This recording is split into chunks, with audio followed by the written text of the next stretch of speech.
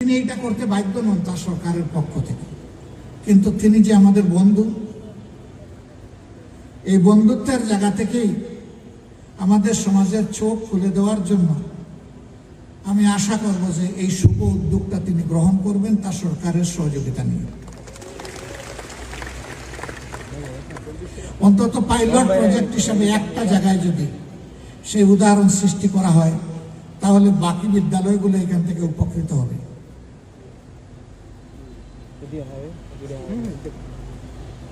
উপস্থিত সম্মানিত ভাই বোনেরা, এই যে দেখেন আরো বহু দেশ আছে, তারাও অনেকে এগিয়ে এসেছেন আমাদের প্রতি ভালোবাসা দেখে।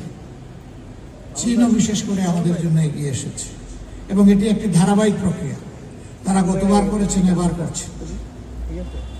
আমরা আশা করব তাদের এই উদ্যোগ আরো সম্প্রসারিত এবং আমাদের এই স্বল্প আয়ের মানুষকে একটুখানি আনন্দ দিতে তারা যে শুভ উদ্যোগটা গ্রহণ করেছেন, আমি আরেকবার এলাকাবাসীর পক্ষ থেকে তাদের চীন সরকার এবং মাননীয় রাষ্ট্রদূতকে আমি আন্তরিক অভিনন্দন এবং কৃতজ্ঞতা জ্ঞাপন করছি। এই উপহার যদি আমাদের ভাই বোনদের ঈদের দিনে একটু খুশির ঝিলিক তাদের চেহারা এনে দেয়, এটি হবে আমাদের বড় পাওনা। ভাই বোনেরা, আপনাদের জন্য কতটুকু করতে পারবো জানি না, তবে সর্বক্ষণ আপনাদের নিয়ে চিন্তা করি, এই কথা বলতে পারি। আপনাদের কল্যাণে চিন্তা করি।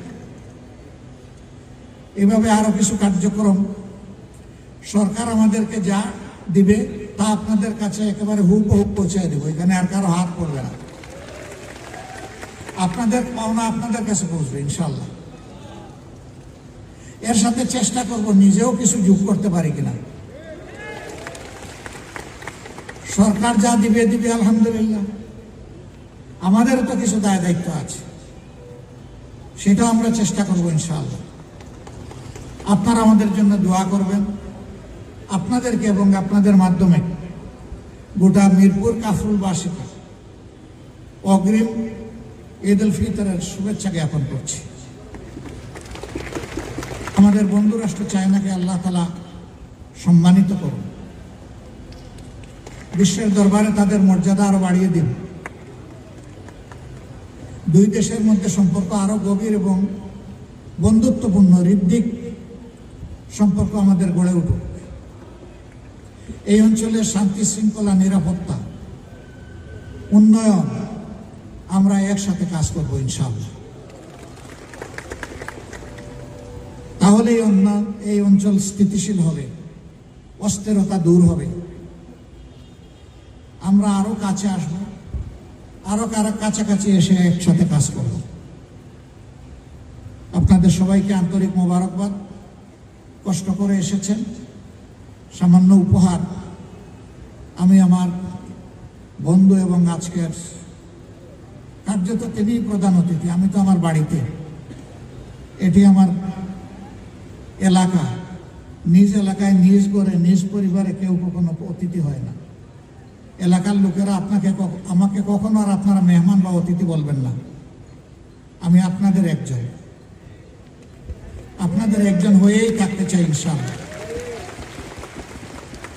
আমি আবার আজকের কার্যত প্রধান অতিথির হাত থেকে কিছু ভাই বোনদেরকে তিনি উপহার দেবেন, বাকিটা লোকাল ভলেন্টিয়ার যারা আছেন তারা আপনাদের হাতে তুলে দেবেন। আর ব্যাগগুলো প্রত্যেকটি সিটেই রাখা আছে, আপনাদের কষ্ট লাঘব করার জন্য এটি করা হয়েছে। আপনারা নিশ্চয়ই এটা সবাই নিতে পারবেন না। যারা পারবেন না, আমি আমার সহকর্মী স্বেচ্ছাসেবক ভাইদেরকে বোনদেরকে অনুরোধ করব, যারা পারবেন না তাদেরকে আপনারা একটু সাহায্য করবেন, তাহলে আপনারাও এই মহৎ কাজের একজন গর্বিত অংশীদার হবেন। ধন্যবাদ সবাইকে। আজকের তামাম আয়োজন যারা করেছেন, এখানে মঞ্চে এসে আমাদেরকে সুন্দর তেলাওয়াত শুনিয়েছেন, তার ট্রান্সলেশন করেছেন, এবং বিশেষভাবে একজন সুপার বাংলাদেশি আমাদেরকে যেভাবে চাইনিজ সম্মানিত এক্সিলেন্সির বক্তব্যকে খুব সহজ সরল হৃদয়গ্রাহী বাংলায় আমাদেরকে বলে আমাদের মন জয় করেছেন, তাকে বিশেষভাবে আমি অভিনন্দন জানাই। আমাদের যাত্রা অব্যাহত থাকবে ইনশাআল্লাহ, ন্যায়ের পথে, কল্যাণের পথে, ভ্রাতৃত্বের পথে, বন্ধুত্বের পথে, উন্নয়নের পথে, শৃঙ্খলার পথে, স্থিতিশীলতার পথে, বিশ্বের বুকে পুরা অঞ্চলকে মাথা সোজা করে বুক টান করে দাঁড়ানোর পথে। সবাইকে অভিনন্দন। আসসালামু আলাইকুম ওয়া রাহমাতুল্লাহ।